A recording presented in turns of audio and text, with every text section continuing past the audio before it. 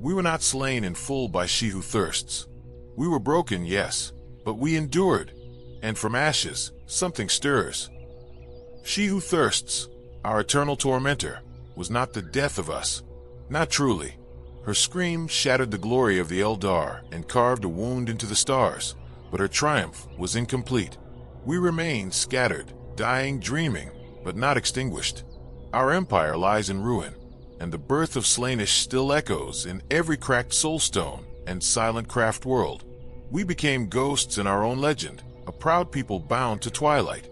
But now, as the great rift tears the heavens and the madness of chaos bleeds freely into real space, we face not just decline, but absolute annihilation. The galaxy burns. The lesser races flail in their death throes. Demons walk in daylight, and ancient horrors rise again. And yet, still, many among us refuse to act. Some sink into fatalistic silence, awaiting oblivion. Others look backward, clinging to dead gods and fractured traditions. But not all. There are those who whisper of unification, not beneath the banner of any single god, but under a dream, rebirth. They speak of a future shaped not by mourning, but by flame. The followers of Asurian, the Scions of Kine, the tricksters of Segarak, and even the strange cults of the Muse, they gather, not in consensus, but in shared desperation. If we are to survive, it will not be by walking the old paths. It will be by forging something new, something dangerous. The phoenix stirs in the ashes, and when it rises, it shall rise in fire. Their creed is volatile and divisive. It has sown discord as much as unity. Yet their message endures, darkly hopeful and strangely compelling. At its heart lies a single, terrible belief, that only through destruction can a new beginning emerge. What if they are right? We Eldar are a race on the edge of extinction. Once rulers of the stars, we are now fractured and fading. The Great Rift, what humans call the cicatrix male dictum, has torn reality apart, flooding the galaxy with psychic chaos. Even the mighty Imperium suffers, its worlds isolated and broken. But we suffer more, for the warp energies empower our oldest nemesis, Slaanesh, the nightmare born of our own excess. No refuge is safe from her hunger. Now, as the fires of chaos consume the stars, a new faction rises, the Inari, heralds of Ennead, the god of the dead. They promise a new path, one that may doom us all, or save what remains. The Inari speak of a future few dare to imagine, a day when the Eldar shall rise not in shadow or exile, but in radiant triumph, free at last from the talons of Slaanesh. They believe the ancient cycle of reincarnation, long shattered in the fall, can be restored, a future where souls no longer scream into the abyss, but are reborn as they were in ages past, under the watchful gaze of the gods. But such a future demands a terrible price. To awaken Ennead, the slumbering god of the dead, the whispering god, the Eldar must offer him power. That power lies in the crone swords of Morai Heg, ancient relics pulsing with forgotten might. But if the swords cannot be found, then the only path forward is sacrifice. Every Eldar soul willingly surrendered to the god who might one day unmake chaos itself. Every Eldar must die, so that all might live again. It is a vision that brings neither unity nor peace. Wherever the Inari walk, they divide. To some, they are saviors, torchbearers in a galaxy choked with despair. To others, they are heretics, seducers of fate, who court annihilation beneath a banner of false hope. The very notion of choosing death as a path to rebirth is anathema to many Eldar, whose people have clung to survival with white-knuckled desperation for millennia. And yet, the Inari grow. Among their swelling ranks are not just Asuryani seers and exiled wanderers, but harlequins who have turned from Segaraka's laughter to a quieter, deadlier calling. Even some Drukari, twisted denizens of Kamarak, now fight alongside them, not out of faith, but perhaps out of fear. For even they sense the change in the warp, the slow, seismic shift that might herald something new, something final. They say the night is darkest before dawn. The Inari have taken those words as prophecies, and in the deep silence that follows each battle, when the warp winds fall still for a heartbeat, there are those who whisper, perhaps. They are right. As the 41st millennium drew to a close, the galaxy screamed. In a moment of terrible revelation, reality itself was ripped apart. The Great Rift, a vast wound in the fabric of space and time, erupted across the stars, its cursed light bathing entire sectors in madness and despair. To the Eldar, it was known by another name, the Decidian, a cataclysm that did not merely tear the galaxy, but threatened the very essence of their race. Where others saw fire and ruin, the Eldar felt something deeper, the unraveling of the psychic skein that bound them to the universe and to each other. Across the void, the cicatrix male dictum flared like a scar across the soul. It fractured not only space, but hope itself. The already scattered remnants of the Eldar found themselves even more isolated, their tenuous lifelines of psychic communion distorted or lost entirely.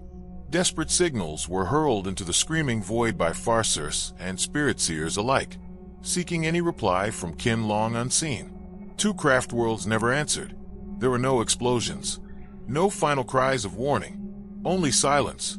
A silence that deepened with each passing cycle, until even the echoes of their infinity circuits began to fade. For species as sensitive to the warp as the Eldar, the absence was a wound without closure. Among the Asuryani, some spirit seers whispered that the lost souls had been claimed, not by Slanesh, but by Ennead. Perhaps these vanished craft worlds had passed into the cold embrace of the Whispering God, feeding his ascension with their collective essence. If true, their sacrifice might serve a higher purpose, or it may mean they are lost forever. To the Imperium, a few missing worlds would be a footnote in the tide of endless war, acceptable losses in a realm of 1,000,000 planets. But for the Eldar, every soul is irreplaceable. Every world lost is a tragedy carved into the bone of memory. They do not forget. They cannot. Some cling to the legend of Altansar, the craft world long thought lost to the warp, only to return through the heroism of Malgon Ra, the harvester of souls. If one world could be retrieved from damnation, perhaps others may follow.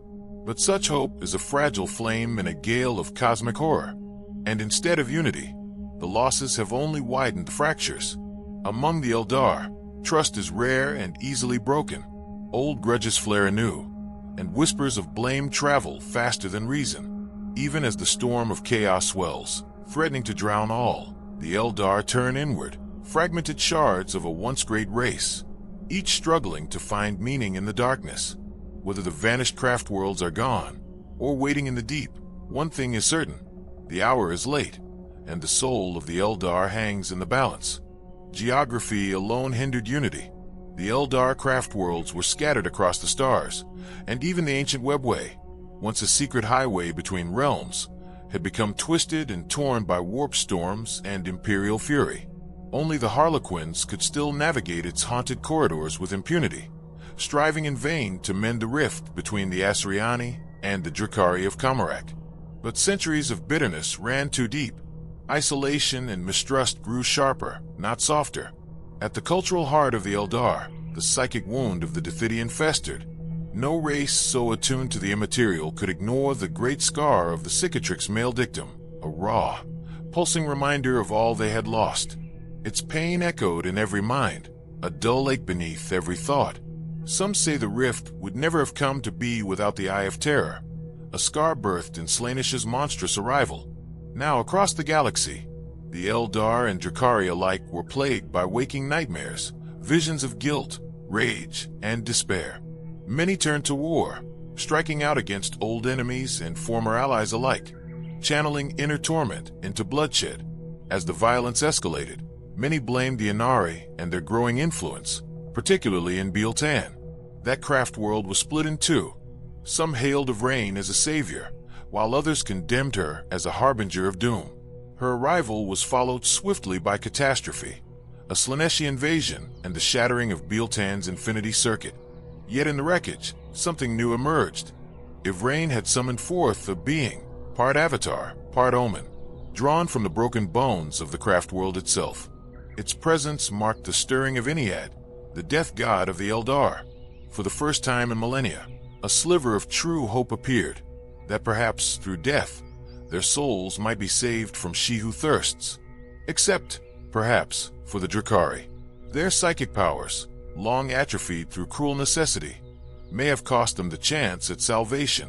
Since the Great Rift tore the galaxy asunder, psychic energy has surged across the stars, transforming the gifts of the Eldar in profound ways.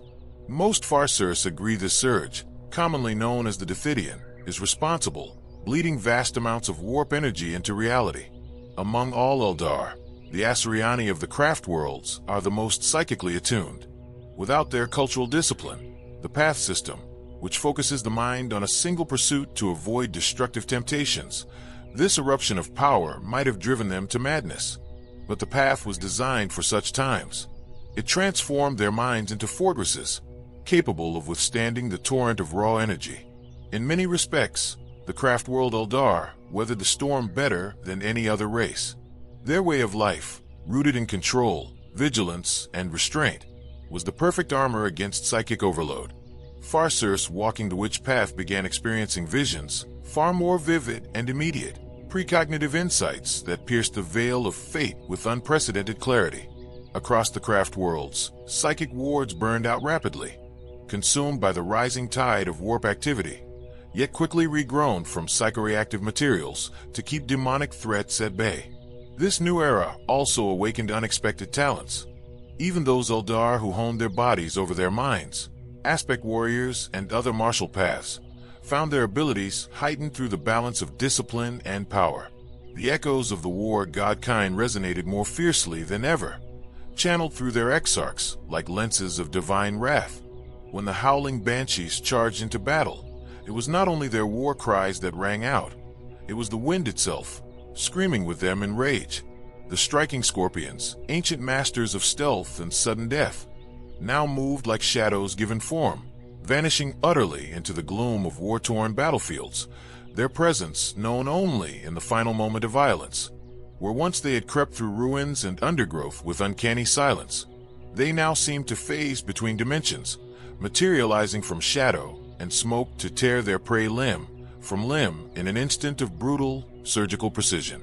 The Asuryani had long wielded martial discipline with unmatched elegance, but in this new age of upheaval, their prowess had grown beyond mere skill. It was as if the turbulent energies of the warp, once a curse, now sharpened their senses and abilities. The storms that ravaged the galaxy seemed to flow through them, not as masters of chaos, but as dancers upon its edge. Potential became talent, talent became mastery, and mastery now veered into the realm of the supernatural. Each exarch burned with a renewed purpose. Each warrior strode the path of the warrior as if the fates themselves demanded it. Amid the echoing ruin of shattered worlds and broken empires, the ancient echoes of Assyrian's fire stirred once more in the souls of his children. Whispers spread across the craft worlds, through hidden webway paths and among the wandering harlequins, that the phoenix of the Eldar race might yet rise from its long night of ash and despair, that their doom was not sealed, that from sorrow could come resurgence. In the haunted silence between battles, even the most hardened warriors dared to believe, for though the galaxy burned, something stirred in the hearts of the Eldar, something old, something powerful, and perhaps something destined to be reborn. Among the dwindling and scattered Eldar, there are those who look not to their glorious past, but toward a radical hope for the future. The rise of Ennead, the slumbering god of death, prophesied to bring about salvation for their doomed race. These believers, known as the Inari, have embraced a dangerous and controversial path. They wield soul magic, an eerie and potent force drawn from the essence of the departed, and use it to wage war with a fervor and brutality that rivals even the most savage of their kind. Once, the Eldar were guided by a vast pantheon of divine entities, each representing an aspect of their existence. These gods watched over them in life and promised rebirth in death, forming the spiritual core of a civilization that spanned the stars. With godly favor and psychic might, their dominion was unmatched, secure, refined, and eternal. But that same confidence seeded their downfall. In time, the Eldar turned inward, their focus shifting to ever more hedonistic pursuits. Art, sensation, pleasure beyond mortal comprehension. Excess became religion, and indulgence dogma. Entire worlds transformed into palaces of obsession, and their souls grew bloated with unchecked desire. From this, rot bloomed a horror beyond imagination. Slaanesh, the chaos god of excess, known in whispered fear as she who thirsts. Her birth was not a mere emergence, it was a cataclysm, a psychic implosion that consumed the heart of the Eldar Empire in one apocalyptic scream. The detonation tore a hole in the warp itself, birthing the Eye of Terror, a storm of madness and damnation. The Crone worlds, once radiant jewels of Eldar culture, were swallowed whole, transformed into twisted echoes of their former glory, writhing beneath the gaze of chaos. Yet the deepest wound was not physical, but spiritual. The sacred cycle of reincarnation, once the bedrock of their faith, was shattered. Their gods were slain, devoured, or lost, their spirits scattered. Now every Eldar soul is hunted. Even in death, there is no peace. Only the endless hunger of she who thirsts, waiting beyond the veil. And so the Inari rise, not to reclaim the past, but to defy the curse of oblivion. In death, they seek rebirth, not just for themselves, but for their entire people. Whether their path leads to salvation or damnation, only Ennead and time will tell. After a cataclysmic battle with Slaanesh, the Eldar war god Kilamenchikain, the bloody-handed one, was shattered into countless fragments, each sliver too violent to fade, yet too broken to reform. The rest of the ancient pantheon, save for the elusive trickster god Segarak, was devoured whole by the newly birthed chaos entity. Thus ended the divine age of the Eldar, not with ascendance, but with annihilation. From that moment forward, death itself became a curse. When an Eldar perishes, their soul does not pass into peaceful oblivion or reincarnation. It is hunted, drawn screaming into the grasp of she who thirsts, there to suffer unspeakable torment for all eternity. No race, no matter how mighty, can survive long under such a fate unchallenged. In their desperation, the scattered Eldar factions devised grim solutions to stave off spiritual oblivion. The Assyriani, those of the craft worlds, crafted spirit stones, intricate soul traps designed to capture the dying essence of their kin in the instant of death. These precious crystals are then installed within the Infinity Circuit, a vast, psychically active lattice running beneath each craft world like roots beneath a forest. There, souls persist in a dormant state, shades of their former selves, forever denied peace, but at least safe from damnation. The Drukhari, however, chose a crueler path. Dwelling within the nightmare city of Kamarak, they extend their lives unnaturally by feasting upon the suffering of others. Through ritualistic torture and psychic parasitism, they stave off Slaanesh's hunger, not by hiding from it, but by redirecting it. Yet even this morbid reprieve is only temporary. The thirst never sleeps. It watches, it waits, and yet, amid all this darkness, a fragile hope emerged, a new god, not born of hedonistic collapse, but of loss and resolve. Ennead, the god of the dead. Whispers of this entity spread like wildfire through the dreams of mystics and prophets, particularly among those longing for an end to their race's curse. According to the forbidden prophecies of Cassandros the Anchorite, when enough Eldar souls are gathered and harmonized within the Infinity Circuits, they will merge into a collective psychic force so vast, so focused, that it will ignite the birth of a god, one powerful enough to challenge Slaanesh and, perhaps, end her reign of torment forever. Some dismissed this as heresy, the fever dreams of a dying race. Others saw in it a last, sacred mission. Among the believers was none other than Eldred Ulthuan, High Farser of Ulfwe, and one of the most powerful psychers ever born. Refusing to wait for prophecy to unfold at its own pace, Eldred enacted a daring and forbidden plan. From the dead moon of Coheria, and aided by the enigmatic harlequins of the Midnight Sorrow, he infiltrated sacred sites across the craft worlds.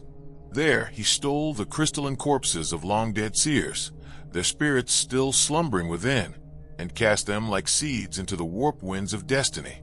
In this act of sacrilege and salvation, Eldred planted the foundation for Ennead's awakening, daring to wrest control of fate itself. In so doing, he defied not just the traditions of his people, but the ravenous eye of a god. Eldred Ulthuan had long foreseen the psychic potential of Coheria, a moon whose crystal sands could serve as countless miniature spirit stones. It was here he planned his greatest gamble, a ritual to summon the souls of every dead Eldar across the galaxy in a single moment. Using the stolen remains of ancient Farseers as psychic anchors, he aimed to awaken Ennead, the slumbering god of death, and turn him against Slaanesh. The cost would be high. The craft worlds would be left dark and powerless, drained of their spiritual energy. Yet Eldred deemed the sacrifice necessary. If successful, this premature birth of Ennead might save the Eldar race. But fate intervened. The Death Watch, led by the Foresight brother Captain Artemis, had long monitored Ulfweas' movements. At the height of the ritual, they struck. Eldred, forced to deflect a deadly plasma blast, lost his concentration. The ritual faltered. Ennead stirred, but did not awaken. Still, something was born in that moment. From the incomplete apotheosis came Ivrain, a mysterious warrior dancer who became Ennead's living prophet. With her came a new faith and a new power. Ivrain could absorb the souls of the dying, not to imprison them, but to let them live on within her. To outsiders, she seems unstable, speaking to unseen companions, shifting moods without warning. But to the faithful, she is the voice of the dead, the herald of rebirth. By her side stands the deadly Visarch, her silent guardian, and the god-touched avatar known as the Incarn, a terrible embodiment of death and rebirth. Together, they lead the Inari, a growing movement of Eldar who believe that through death, their race may yet find salvation. The Inari carry spirit stones of the fallen, drawing on the wisdom and power of the dead when needed. With the Eldar's extinction looming, this borrowed strength has never been more vital. The rise of the Inari sent tremors through both the material world and the warp. As Eldar emotions flared fear, hope, defiance, those psychic echoes stirred the attention of She Who Thirsts.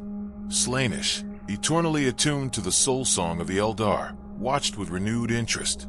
Though abhorred by all Eldar, Slaanesh shares a deep, twisted bond with them. The Eldar souls are its favored sustenance, their deaths a banquet.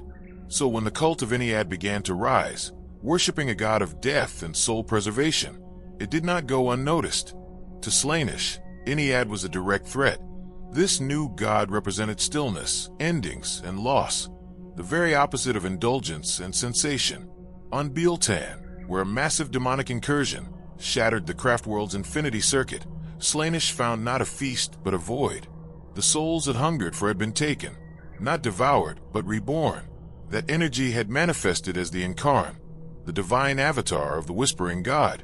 On Baelil 4, this same entity struck down greater demons, using an ancient crone sword, an act of defiance that sent ripples through the warp. Even Ivrain, high priestess of the Inari, had stolen what no god could tolerate: souls. She had become a living reliquary, a vessel for hundreds of spirits Slaanesh had claimed as its own. The great enemy had been challenged, and would not ignore such an affront. Slaanesh hungered most for Ivrain and the Incarn, seeing them as prime prey. The shifting currents of fate offered the Dark Prince a chance to strike. Many Eldar, some even the selfish Dark Eldar, had turned to Ennead's cause. By embracing Ennead, they abandoned the self-discipline that had long protected them. It was true. If all Eldar surrendered to Ennead, the Whispering God would awaken and Slaanesh's power might finally be broken. But if Ivrain, the Incarn, were hunted down and destroyed, Ennead's fragile hold on existence would dissolve into myth. Those Eldar who forsook their ancient paths would find no salvation in death. Instead, they would fall from their precarious balance and be claimed by Slaanesh awaiting grasp. To ensure this, Slaanesh summoned Shalaxi Helbane, the Huntmaster demon, specialized in slaying gods and avatars.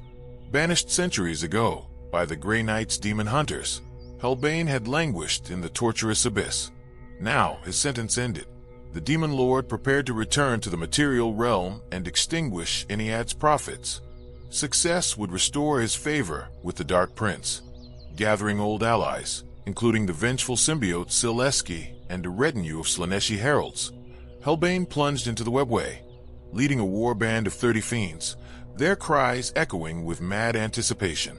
The hunt was underway. Like a bloodhound let loose across a battlefield, Shalaxi Helbane surged forward, guided by her unique synesthetic senses.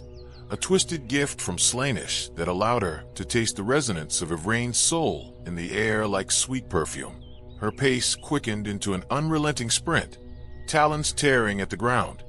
Demons do not tire, especially when driven by the will of a god that hungers for vengeance. Across the shattered remnants of the Kasoi Reach, the Inari fled. They darted from one webway gate to another, traversing the fractured skeleton of lost worlds, each one echoing with the hollow remains of ancient civilizations, now little more than dust and wraithbone. Yet at every step, the shadow of pursuit grew closer. Ivrain's knights, loyal to a fault, were plagued by dark visions, phantasms of their own deaths, of clawed hands reaching through the skeins of reality. The ambush came without warning, as the Inari emerged from a portal into a wind-scoured valley, surrounded by stone monoliths eroded into twisted effigies. Helbane struck. 2 wings of Slaaneshi demons descended from the cliffs like a tidal wave of carnivorous silk, one curling behind the Eldar column, the other slamming into the front. Chariots of seekers, pulled by shrieking, multi-limbed beasts, thundered through the valley with horrifying speed, their wheels tearing ruts into the ash-covered earth. The Craftworld defenders, swift though they were, had no time to mount a full defense. Graph transports could not maneuver through the narrow webway exits, forcing the Eldar to fight on foot. The air filled with the clashing of blades, psychic screams, and the lilting laughter of demons drunk on pain. Every moment that passed brought Helbane closer. Her blade, a sliver of agony forged in the depths of the warp, carved a burning line through the defenders, unerring in its purpose. Ivrain, the prophet of Ennead, the linchpin of a god's awakening, was her quarry, and nothing would stop her march. Recognizing the peril, the host's farser made a desperate gamble. He split their forces, sending the elite howling banshees screaming forward in a flurry of silvered death. Their banshee masks howled with psychic fury, disrupting the demons' unnatural senses and slicing open a narrow path through the encircling tide. Through this fleeting gap, Ivrain and her closest protectors fled, sprinting toward the next webway gate, every heartbeat a gamble against fate. Behind them, the valley became a churning crucible of fire and flesh, where souls were both lost and reborn, and where the echoes of gods old and new clashed in silence. At the same time, the main Eldar force stationed on Beatin hurled themselves into a desperate, last-ditch assault against the Slaaneshi demons. The offensive was a calculated act of self-sacrifice, a doomed gambit to buy Ivrain the precious moments she needed to escape. Though they knew they stood little chance against the tide of the Warborn, they fought with every ounce of defiance their fading race could muster. Helbane herself tore through them, her claws and blade reaping a harvest of souls as she carved a path of ruin through the Eldar lines. But even in death, the sacrifice of the Inari warriors was not in vain. Each fallen soul was drawn into Ivrain like coals into a fire, merging with her essence and igniting a fresh surge of power. The bond she shared with Ennead, the nascent god of the dead, deepened with every heartbeat, and the souls of the fallen whispered through her like a chorus of ghosts. Empowered and luminous, Ivrain raced forward, her speed fueled not by desperation alone, but by the energy of the dead who had given their lives for her cause. She outran the demon horde, her psychic presence blazing like a beacon across the valley. With one final, blinding push, she slipped through the threshold of the webway, vanishing into the labyrinthine corridors beyond. Behind her, Helbane howled in rage, denied her prize for now. But demons are nothing if not persistent. The hunt would continue, and Ivrain knew it. Her mind returned to ancient legends, tales whispered by spirit seers and locked within the memory halls of the craft worlds. The Crone swords, 5 mythical weapons, said to be forged from the talons and blood of the goddess Moreheg's screaming daughters, each one brimming with the power of death itself. These relics had once been scattered across the stars, lost when the Eldar Empire fell to ruin. It had long been her hope to reclaim the blades, and with them, ignite Ennead's full awakening without condemning her people to extinction. That dream was shattered. Shalaxi Helbane had not only hunted her across the Kasoi Reach, she had shown her a vision, dark and cruel. The final Crone sword, the one blade still needed to complete the cycle, did not lie forgotten on a tomb world or hidden in a lost vault. It was buried in the heart of Slaanish's domain, deep within the realm of chaos itself, a trap and a warning both. Faced with this grim revelation, Yvraine saw the truth more clearly than ever before. The old path, the cautious path, was closed. There would be no resurrection of Ennead through relics alone, no quiet salvation wrought from ancient artifacts. There remained but one course, to confront she who thirsts directly, to wage war upon the god who had damned her people, and in doing so, either liberate the Eldar or perish with them in the final battle of their soul. Meanwhile, Eldar Craftworld struggled amidst the chaos unleashed by the Dithidians' turmoil. Some navigated the storm toward safer havens, others were dragged into endless conflict. After the Inari's miraculous resurrection of Prince Yril turned defeat into victory at Craftworld Iyanden, they hurried to Makrak to aid humanity's fight against chaos. From there, they defended several worlds while seeking more Eldar allies. On the proud Craftworld of Salman, Yvraine found many who answered her call. Since the Great Rift opened during the Blood Crusade, the world ship Samhan had been under intense strain.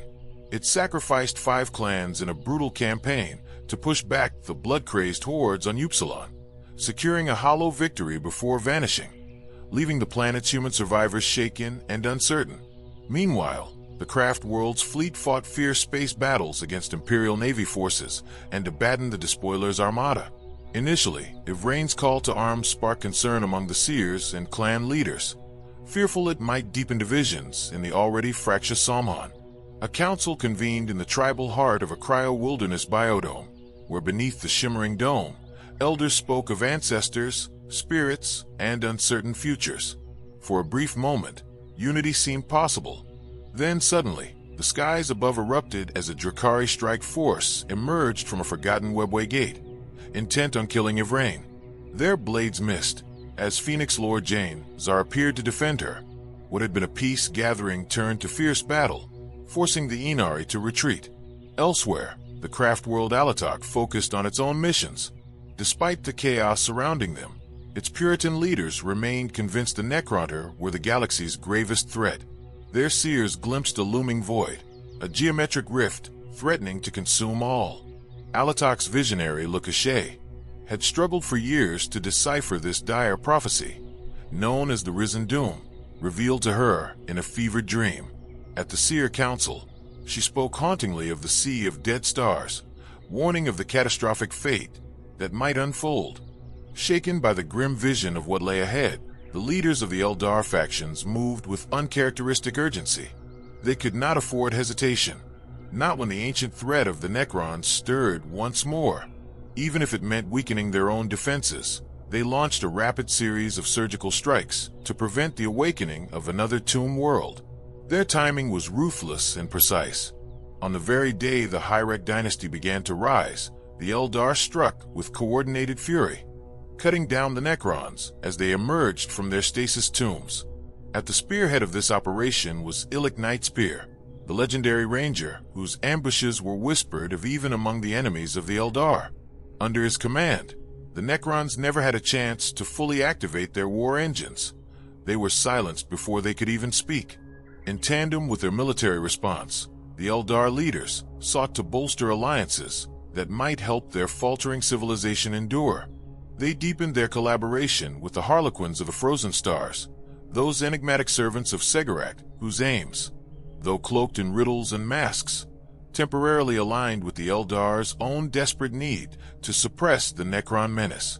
But as with all dealings with the Harlequins, the truth they uncovered was only a shard of a greater danger yet to come. For as the Eldar battled the soulless Necrons in the ghost cities of forgotten tomb worlds, a different and far more insidious foe took notice. The demon Slidhar, a powerful greater demon of Slaanish, launched a multi-pronged assault against Craftworld Alatok, seeking to exploit the vulnerability exposed by their overextension. Yet Slidhar had not counted on the legendary tenacity of Alatok's rangers. Guided by seasoned pathfinders, Alatok's scouting forces wove an invisible web across the battlefields, eliminating demon scouts and seers before they could transmit intelligence back to the warp. These silent killers moved like ghosts through the shadows, their sniper shots striking with surgical precision, thwarting every effort to outflank or infiltrate their lines. Thanks to the vigilance of their rangers, Alatok's main war host was able to carry its campaign forward across the eastern fringe, far from the demons' reach. As the battles intensified, their rangers also fought across the Imperium Sanctus, the side of the galaxy still bathed in the light of the Astronomicon. There, they became the whispered death on the wind, fighting a war in silence, seen only when it was already too late. Meanwhile, in the distant void, the fate of Craftworld Biltarn hung by a thread.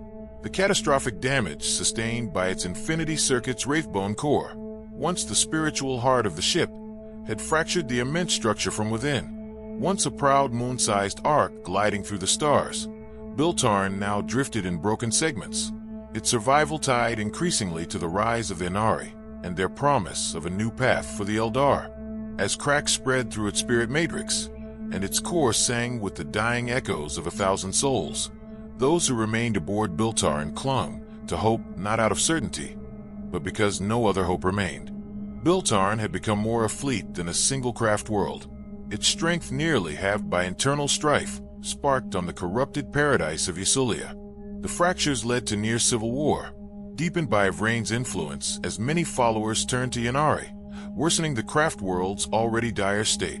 Yet hope endured. The Eldar's fierce optimism remained their greatest strength, fueling belief that their empire would rise again from the ashes of near annihilation.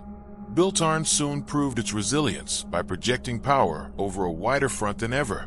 During the chaos assault on the Exodite cluster called the Free Sisters, the craft world went to war under 3 legendary Phoenix Lords, Baharot, Fugin, and Karandras. The arrival of Baharot and Fugin sparked celebrations, as even one of Shorian's pupils was a cause for joy. But when Karandras appeared mid-battle on Kesha, cutting a brutal path through demon cavalry, unease rippled through the Shoriani ranks. Ancient prophecy warned that at the final cataclysm, the Ranadandra, all 6 Phoenix Lords would stand united, signaling the end times were near. With the 3 lords leading, Biltarn unleashed a devastating assault, shattering the demon hosts. In the aftermath, human cultists on nearby Khazar, who had summoned the demons, were also wiped out. The rest of the planet's population was wiped out by a psychic storm unleashed by a conclave of farcers and warlocks, cleansing the world of all life. This overwhelming display of power reignited the fires of war within broken Biltarn. Biltarn's leaders learned valuable lessons from the Exodite kings of the Free Sisters, while many of the Maiden World's young warriors were inspired by the presence of the Phoenix Lords. These legendary figures convinced many vital Exodites to join the fight. The threat was so severe that every weapon had to be called upon. Despite their reluctance, the young Exodites rode alongside Biltarn's forces. Just as Biltarn had long defended the Maiden Worlds of the old empire, the Exodites now repaid the favor. The Eldar of Craftworld Ulthwi, known as the Damned, had waged war on chaos for countless years. Their tactics were subtle and indirect, often catching even the Imperium off guard. Ulthwi scryers, masters of foresight, had foreseen catastrophe well before the Great Rift opened. Though they could not prevent the unfolding doom, they worked tirelessly to soften its impact.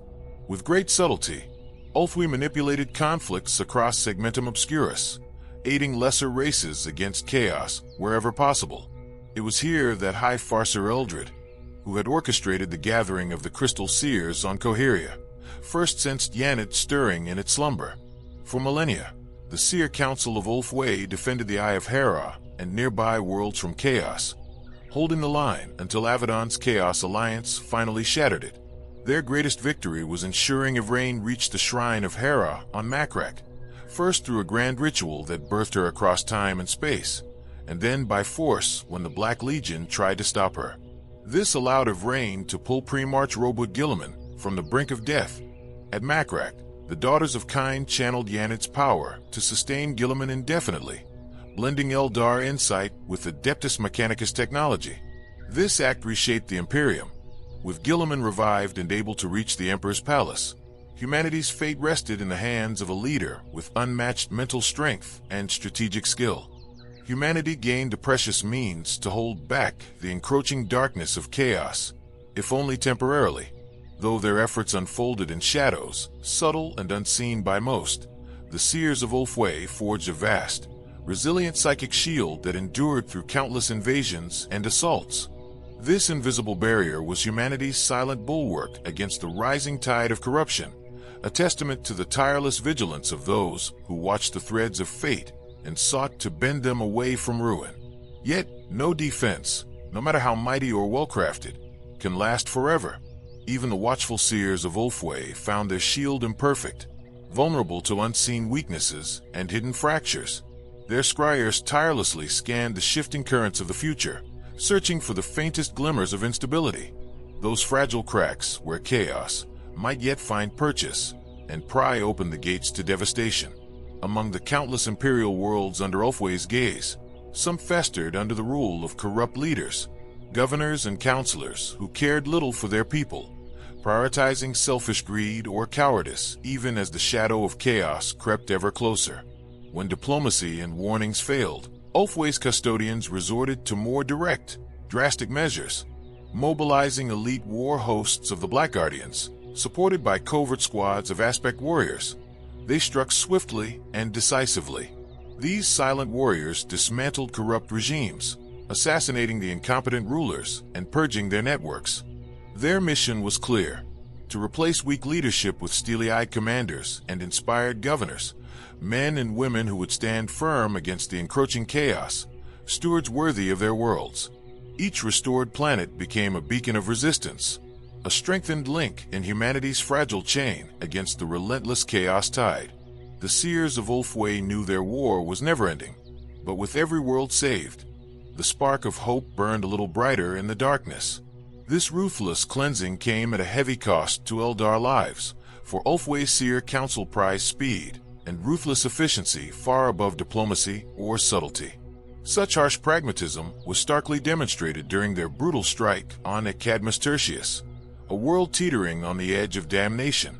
The first sign of Eldar intervention was a terrifying sight: squads of Hemlock Wraith fighters slicing through the polluted skies like spectral harbingers of death, shadowed closely by squads of Crimson Hunters drawn from the feared shrine of the Shrieking Squall.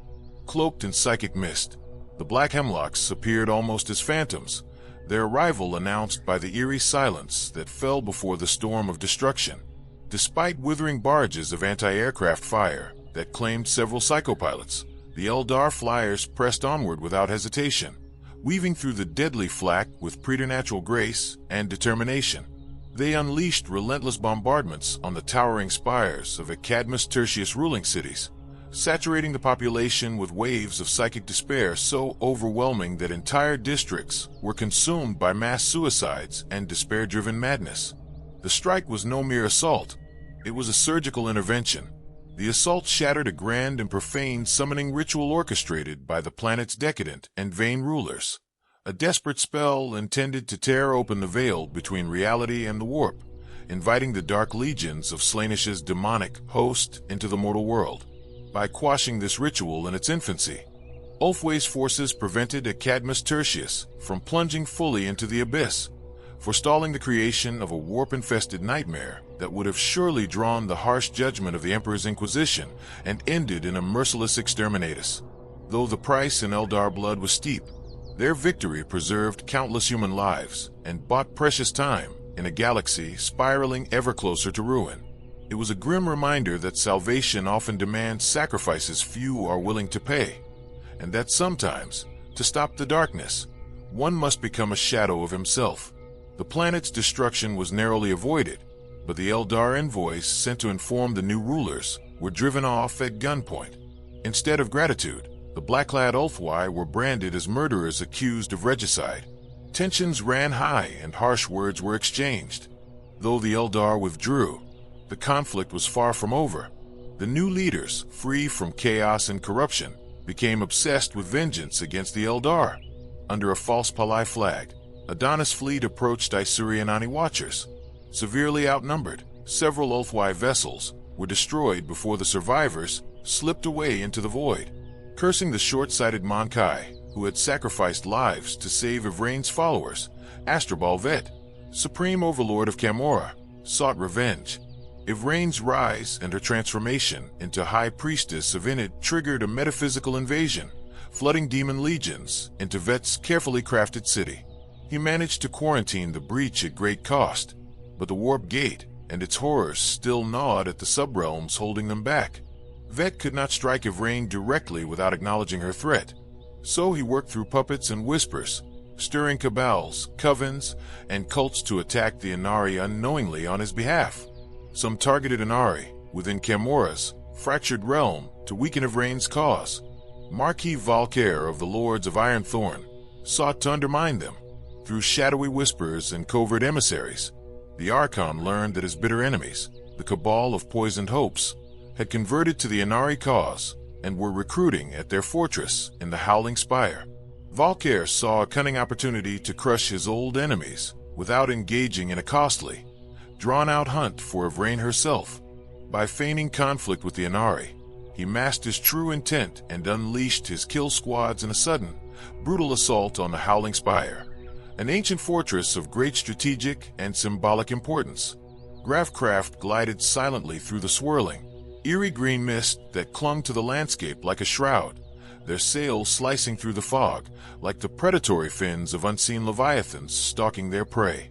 An eldritch warning pulsed through the psychic network, alerting the Inari defenders just moments before the assault began. The spire's defense guns erupted with volleys of searing dark light, beams of eerie energy that momentarily illuminated the swirling haze. Gravimpellers screamed forward, their engines a howling chorus as the ruthless lords of Ironthorn surged from the shadows, striking with ruthless precision. Lance blasts tore through the thick, poisoned air as agile ravagers weaved aggressively, hammering the defenders with relentless fury.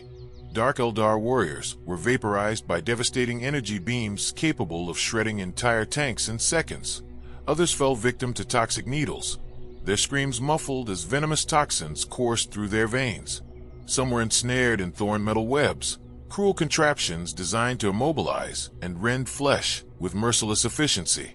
Return fire was swift and deadly. Several gunships and transports erupted in explosions of flame and shrapnel, their wreckage crashing down amidst the chaos as terrified passengers screamed in desperation. Yet the Ironthorn forces pressed their advantage with cold calculation, clearing the spire's labyrinthine lower galleries with ruthless efficiency and deploying a large raiding party deeper into the fortress. There, they were met by a fierce counterattack. Cabalites and witches, rallied under the banner of the Inari, fought with a zealous fury that even the hardened lords of Ironthorn found difficult to match. The battle raged with savage intensity, echoing through every stairwell, shadowed corridor, and grim torture chamber of the ancient fortress. Then, as the defenders struggled below, Marquis Valkair himself appeared, silent and deadly. With a small cadre of elite Trueborn guards, he blasted into the upper chambers, catching the defenders off guard. His sudden arrival marked a turning point in the brutal struggle, as the fate of the Howling Spire, and perhaps the fate of the Inari, hung in the balance. The slain Archon Lesh of the Poisoned Hope struck the Inari from behind with ruthless precision. Caught in a deadly vice between relentless foes and the circling gunships overhead, the defenders of the Howling Spire found themselves overwhelmed.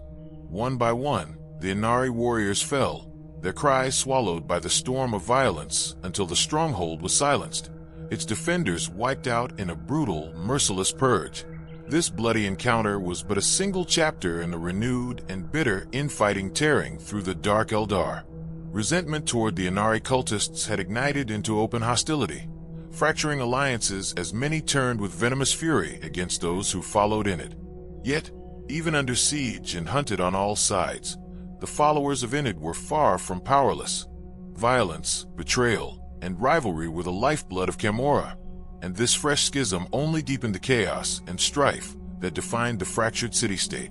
Several subrealms, driven by faith and desperation, declared their loyalty to the Inari, transforming themselves into fortified separatist strongholds that defied the ruling cabals.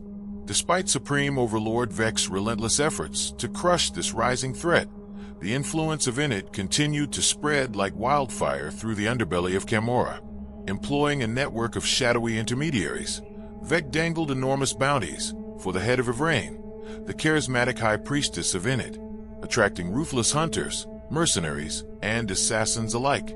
Among the most feared was Drazzer, the master of blades, whose reputation for lethal efficiency was whispered in dread across the webway. His deadly ambush at the sacred debating fires of Craftworld Semen nearly ended Yvrain's life. Concealed in the twisting corridors of the webway, Drazzer struck with terrifying swiftness and precision, aiming to silence the prophetess forever. The assassination attempt was narrowly thwarted by Jane Zare, a warrior of exceptional skill and unwavering loyalty. What followed was a fierce, relentless chase, as Craftworld Eldar, Inari followers, and Dark Eldar assassins clashed across ancient ruins, desolate wastelands, and shadowed realms. Blades sang, gunfire cracked, and psychic energies flared in a deadly dance across battlefields scarred by millennia of war. Though Jane Zare was a formidable leader and warrior in her own right, even her skill could not match Drazzer's mastery of the blade alone. Yet, bolstered by the dark grace of Init, she fought with a speed and determination that seemed almost supernatural, refusing to allow Yvrain to fall into the hands of their enemies. It became clear that even Supreme Overlord Vex's cunning and Drazzer's deadly expertise were insufficient to claim Yvrain's life. The Whispering God's plans for his High Priestess were far from over, and no force, mortal or otherwise, would deny him his chosen vessel. Many homunculi in Kamora's lower districts were longtime allies of Vet, deeply entrenched in the city's dark history and masters of the Dracary's twisted form of immortality. They were determined to preserve the corrupt status quo that had benefited them for centuries. The Prophets of Flesh, disciples of the deranged flesh sculptor Urian Rakarth, devised a cruel new punishment, reshaping offenders into grotesque, human-like forms. To the vain and proud Dark Eldar, this was a fate worse than death, an insult, since humans were seen as clumsy, ape-like, and utterly inferior. Those transformed begged desperately for reversal. Vet saw a sinister opportunity in these false humans and convinced Rakarth to help him execute a twisted plan. On the slab-covered world of Godra Sigmet, Yvrain preached the Inari faith to hidden Alatok pathfinders high in the mountains. Unaware, the Eldar did not expect the planet's simple human inhabitants to discover their location. Suddenly, the Imperial military launched a coordinated pincer attack with Ashby Militarum forces. Cut off by artillery fire, the Inari and Alatok retreated toward their webway portal, only to be ambushed by elite Dark Eldar mercenaries.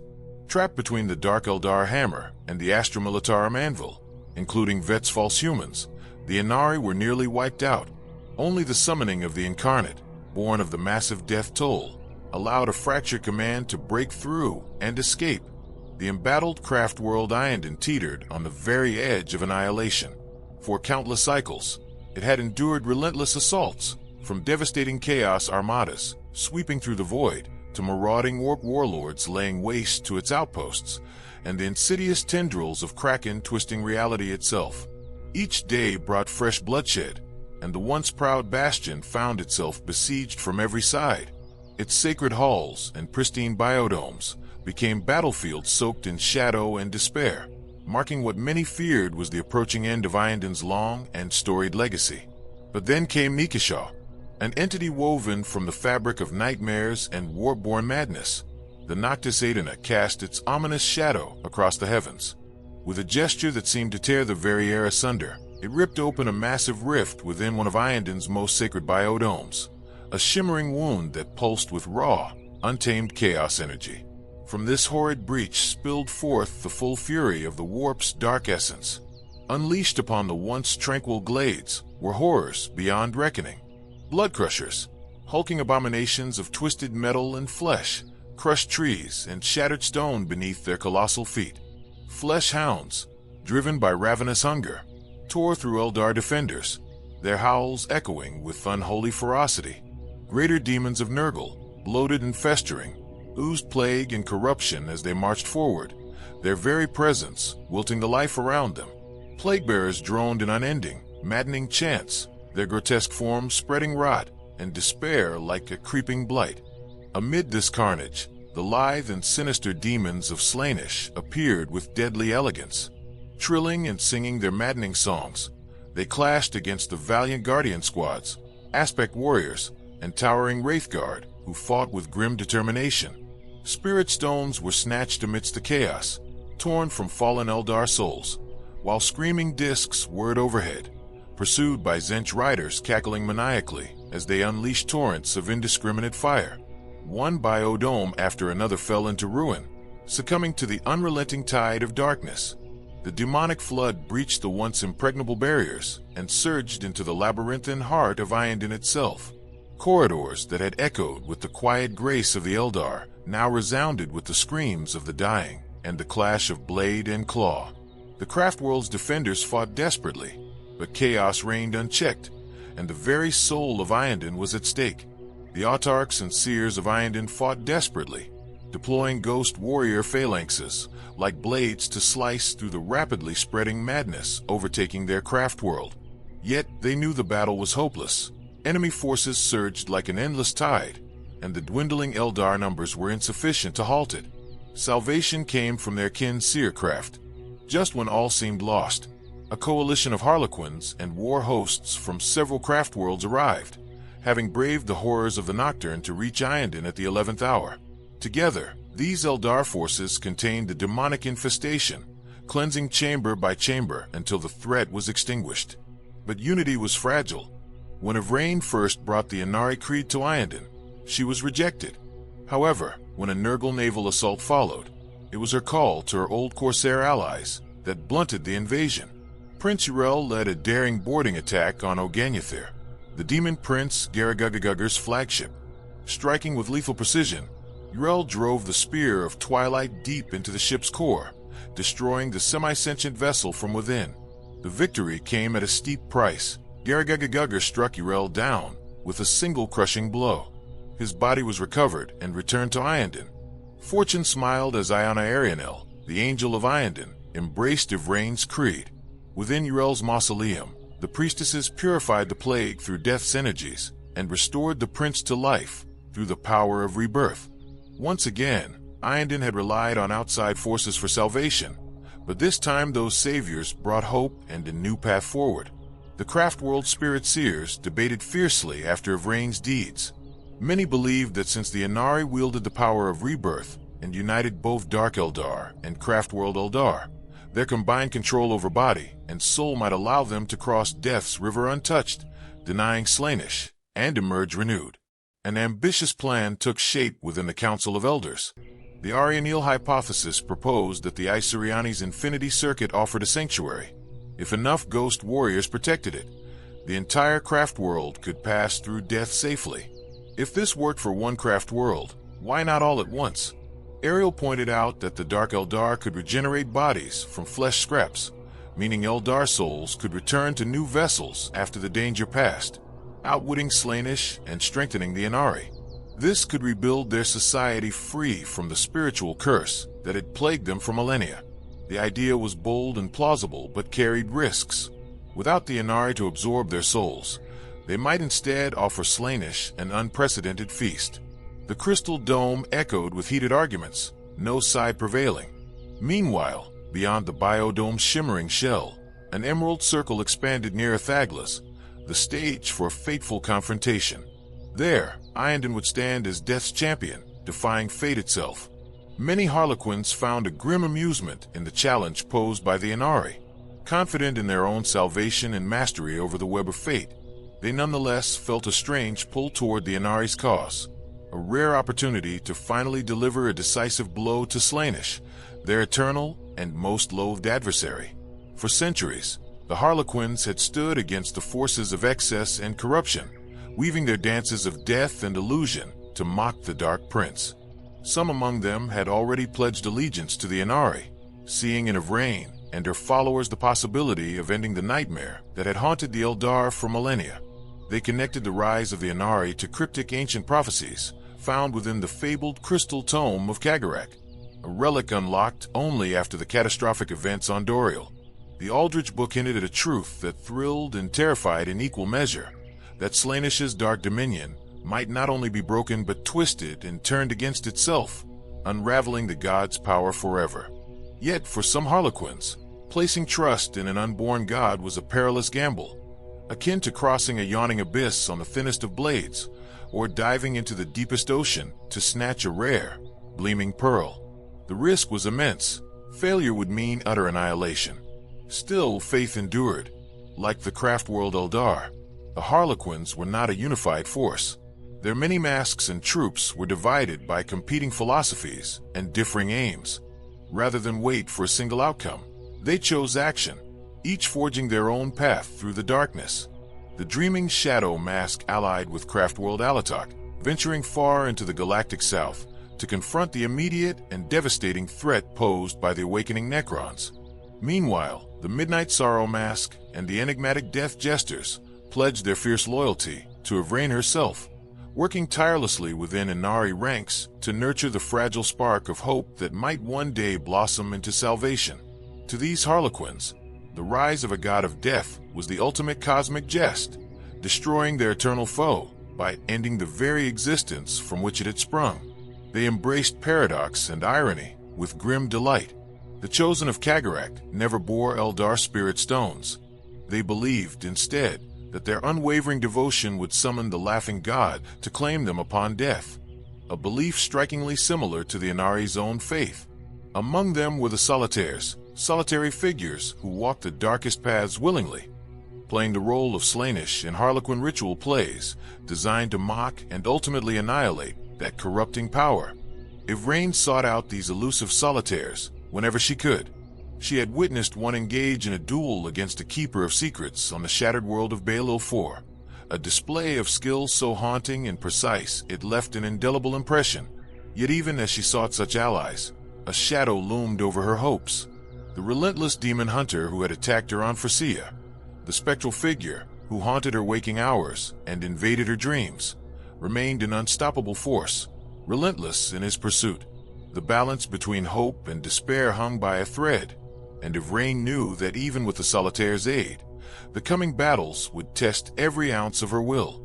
In Yvraine's dreams, first the Visarch, then the Incarn, were torn apart by the demon's relentless assault. The Inari she trusted were impaled, slashed, or pierced. Finally, the demon struck Yvraine herself, bringing a true death, her body crumbling to ash and her soul devoured by the insatiable hunger of the dark entity. The fate seemed inevitable. Yet in her latest nightmare, Yvraine gained clarity and summoned the greatest warriors of the Inari, Craftworld Eldar, Harlequins, and Dark Eldar. Together in these dream battles, they managed to overcome the demon. The message was clear. United, the Eldar's strongest facets could defeat their ancient enemy in both life and death. Yvraine began gathering champions, those elite among the Eldar subcultures. The Incarn, ever loyal, stood by her side, ready to manifest when the battlefield was soaked in death. Jane Zer, a proven Craftworld Star Warrior, was already her protector. Lilith Hesperix, drawn by promises of eternal power, also pledged allegiance. Even the Succubus, fearing true death, could be swayed to fight alongside the Daughter of Shades. However, one challenge remained. The Solitaires, masters of disguise living as ordinary Eldar, were nearly impossible to find or enlist. In her visions, an answer emerged. Two souls burned brightly, like twin stars in the web of fate. One an Eldar warrior, the other a powerful human psyker, both approaching fast. While meditating on the relic world Ishi, the Visarch came to her, bowing his head and resting it on the hilt of the Sword of Silent Screams. He spoke of these two exceptional beings, seeking her audience. A handsome Eldar bearing twin blades, and a white-haired human woman clad in black power armor. The human woman radiated a psychic power so intense and raw that it seemed to pierce through the mind itself, unearthing fears and secrets long buried. The Eldar who accompanied her, a weary exile cast out from Kagarak's favor, warned Yvraine of a looming catastrophe unlike any the galaxy had ever faced. With a voice both urgent and cryptic, the woman spoke of a hidden enemy whose shadow would stretch across the stars, a dark force destined to blacken not only suns, but the very souls of all living beings. Though Yvraine listened intently, her eyes reflecting the weight of countless prophecies she had studied and lived through, her true focus remained sharply fixed on the fragile fate of the Inari. With cautious resolve, she agreed to lend her aid to this mysterious visitor, though she deliberately withheld the exact timing of her intervention. Instead, she entrusted him with a crucial task: to find one of the elusive solitaires among the Harlequins, those solitary warriors who danced on the edge of damnation before the hour grew too late and their salvation slipped away forever. With the pact sealed in silence and mutual understanding, the two stepped through a shimmering, iridescent portal, vanishing into the twilight realm that lay between worlds, a place suspended beyond time, where fate itself seemed to waver on the brink. In the uncertain dance of hope and despair, Yvraine moved with calculated grace, carefully planting the seeds of her plan among the fractured Eldar factions. Every ounce of her considerable influence was marshaled toward a singular purpose: to muster the scattered forces of her people for a decisive confrontation at an ancient battleground known as Athalglass. The journey to Athalglass was fraught with peril. Warp storms raged like wild tempests, twisting the very fabric of reality and testing the nerves of even the most seasoned helmsman. Echoes of eerie, mournful howls reverberated through the translucent tunnels of the webway, chilling the hearts of travelers who knew such sounds as omens. Many believed these spectral cries were the desperate attempts of Slaanesh itself, striving to halt their advance through the psychic storm. Countless ships were lost to the unforgiving void or ambushed by fanatical heretic Astartes. Yet those who survived the deadly gauntlet pressed onward with grim determination. At last, they approached Athalglass, a vast and luminous paradise world, glowing softly beneath the light of 3 dark, foreboding moons. This jewel orbited the reddish star Myago, a sentinel waiting silently to bear witness once more to the Eldar struggle against the encroaching darkness. Yvraine knew Ithglass intimately from her days as a fierce corsair queen. Time and again, she had sought refuge on this world, while evading relentless pursuers across the volatile expanse of the Segmentum Pacificus. To the casual observer, Ithglass was a breathtaking jewel of the stars. Its crystalline seas shimmered under twin suns, vast forests whispered ancient secrets, and the skies blazed with the colors of perpetual dawn. Yet through Yvraine's witch sight, the planet revealed a deeper, far more profound truth. Ithglass was a nexus of spiritual power, a sacred haven whose very essence pulsed with psychic resonance. At the planet's core lay the Great World Shrine, the living psychic heart of Ithglass, buried deep beneath layers of living crystal and ancient stone. This shrine was no mere monument. It was a vast reservoir of souls, those of countless departed Exodites, bound together in a shimmering psychic gestalt, a collective consciousness not unlike the infinity circuits of the craft worlds.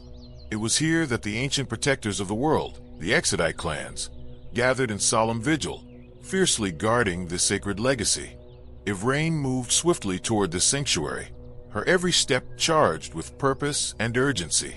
She intended to harness this immense spiritual reservoir as a living shield, a bulwark against the relentless hunt of Slaanesh's demonic legions that threatened to consume all in their path. She believed that by weaving the souls of the Exodites into the defense of the Inari, she might forge a power strong enough to resist the maddening hunger of she who thirsts. When the moment arrived, Yvraine met formally with the Exodite chieftains, the ancient leaders she had once known during her days among the Corsairs. Amarok, the grizzled chieftain of the mountain clans, bore the weight of centuries in his gaze.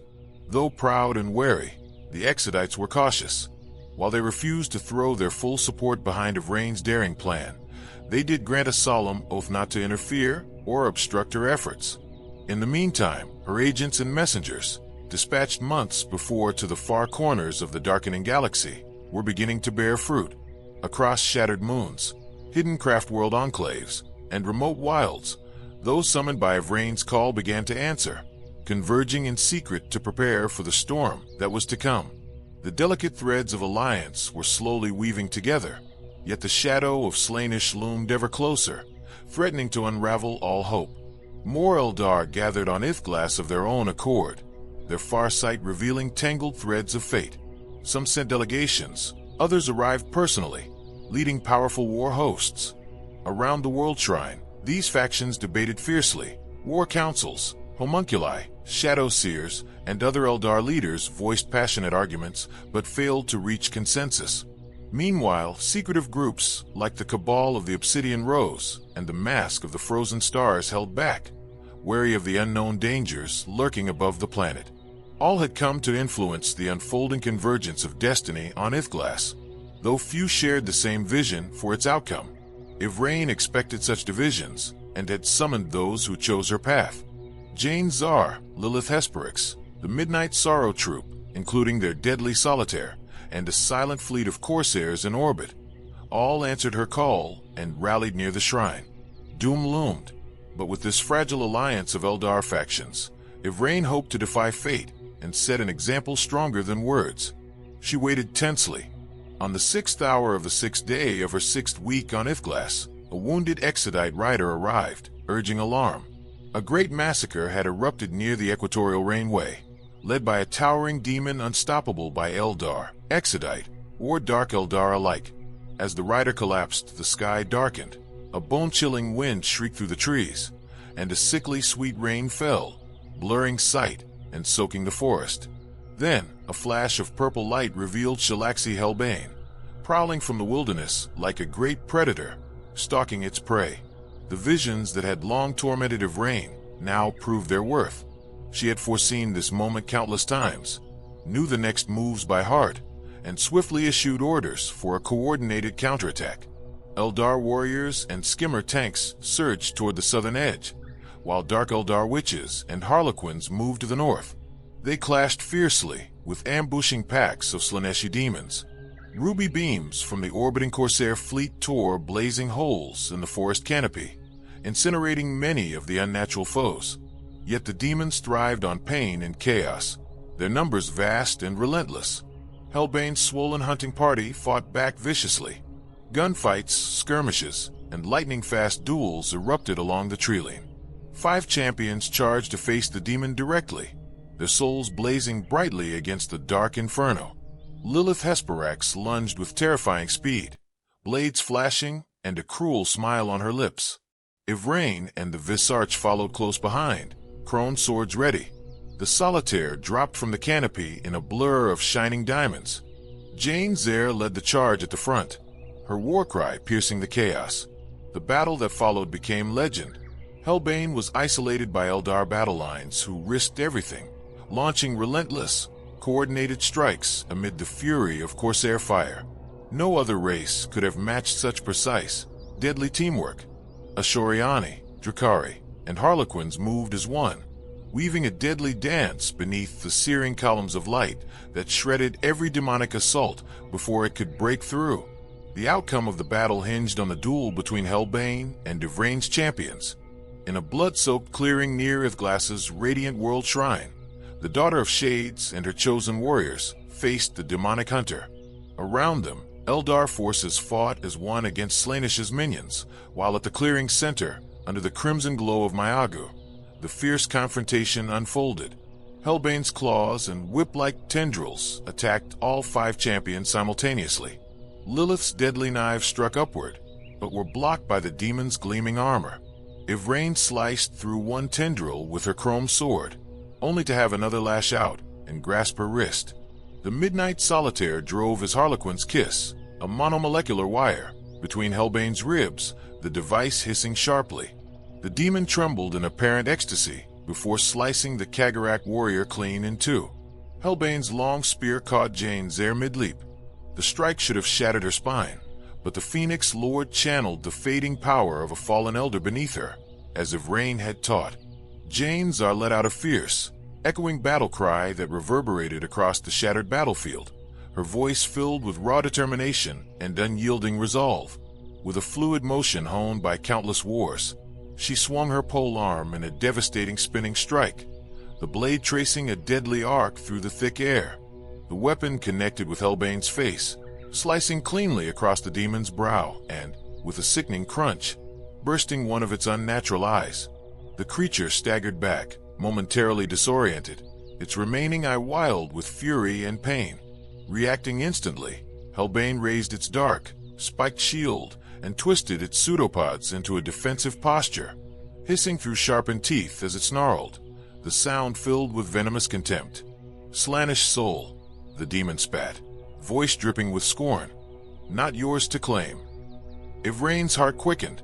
A cold dread crept over her as she realized, too late, that the demon's apparent weakness was a cunning ruse, a carefully crafted illusion meant to lure them into a fatal mistake. The words were a calculated distraction, designed to unsettle their focus. At that moment, the Visarch stepped forward, his every movement precise and deadly. With a roar, he swung his wicked sword in a powerful two-handed strike, aiming to end the battle in a single blow. But Hellbane was no mere brute. With unnatural reflexes, it flipped its spear midair and slammed it into the Visarch's blade, stopping the strike cold. In a flash, the demon's elongated fingers snapped shut like steel traps, catching the sword near the Visarch's eyes. With a brutal yank, Hellbane pulled him forward, the sword impaling him through the collarbone and piercing down through his torso, flesh and armor alike giving way under the relentless force. As the Visarch's agonized cry echoed through the chaos, Hellbane's vicious assault continued unabated. A razor-sharp claw lashed out at Yvraine herself, rending flesh and bone. The claw tore deep into her neck, shredding her throat in a gush of hot, searing pain. Crimson life spilled freely as she collapsed to the ground, darkness rapidly clouding her vision. In the depths of her fading consciousness, Hellbane's sinister whispers slithered into her mind like poison, taunting, corrupting, promising torment beyond all imagining. The demon's cold, malevolent presence filled every corner of her soul, threatening to drown her in despair. Yvraine felt her life force ripped away in a violent, agonizing tear, a terrible warp spell clawing at her soul with merciless precision. True death loomed close, cold and irreversible, beckoning her into eternal darkness. Her knees buckled, and she crumpled to the ground, breath shallow and fleeting.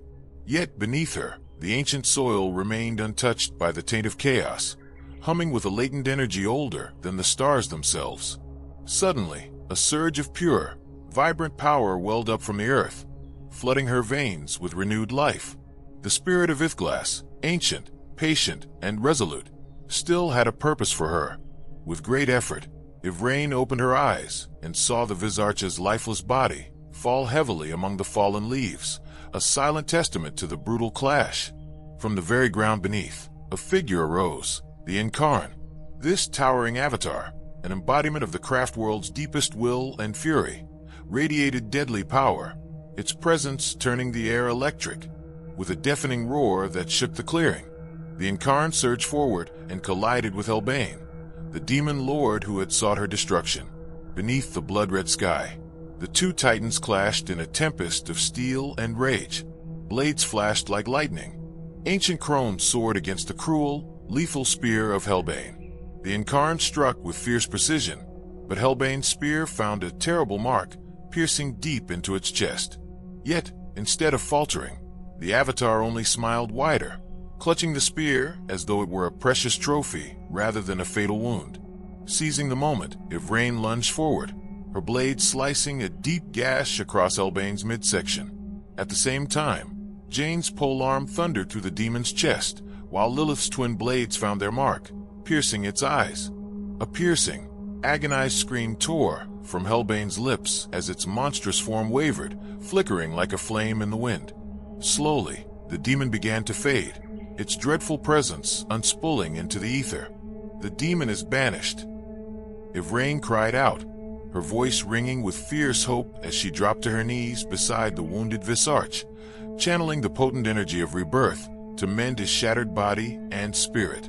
Triumph surged within her chest, a fierce, burning certainty that her kin would finally understand the profound significance of this united victory over the relentless darkness of Slaanesh. Cheers and cries of relief rose from the surviving Eldar as they watched their tormentors vanish into nothingness. But the moment's peace shattered as cruel, mocking laughter echoed through Yvraine's mind, the unmistakable voice of Hellbane. In an instant, her champion whirled, blades raised defensively, as the demon's form flickered back into existence, like dawn mist curling over a shadowed glen. "You're not truly here, are you?" Yvraine asked, weariness and frustration coloring her tone. "No more than an illusion," Hellbane sneered, voice dripping with malice. "Solid enough for sport, to test your strength, but only a shadow of my true self." "Why?" Yvraine pressed, her heart sinking as she caught the murmurs of doubt spreading among her allies. What had they truly fought for? Had they been nothing more than pawns, fragile toys dancing to the whims of she who thirsts? In that moment, Ivrain imagined a fragile alliance she had fought so hard to forge splintering apart before her eyes, torn by uncertainty and fear. Frustration surged like a wildfire inside her chest, threatening to consume all hope. She clenched her fists, shutting her eyes tightly to hold back the tide of despair. "You see now, don't you, Quarry Mind?" Hellbane's fading voice echoed faintly, a venomous whisper carried on the wind. "You've gained nothing today, only a little more time to run. Fear sweetens the soul." When Ivrain opened her eyes again, the demon was gone, vanished like a dark stain wiped clean by a sudden rain. Around her, Eldar leaders argued fiercely or wept in quiet despair. What should have been a moment of triumph had crumbled into bitter ashes. There would be no unity today, and somewhere beyond the shadows, the true predator still hunted her relentlessly. "Come," the Visarch rasped, voice hoarse but determined as he struggled to rise. "The Whispering God still calls." Ivrain nodded grimly.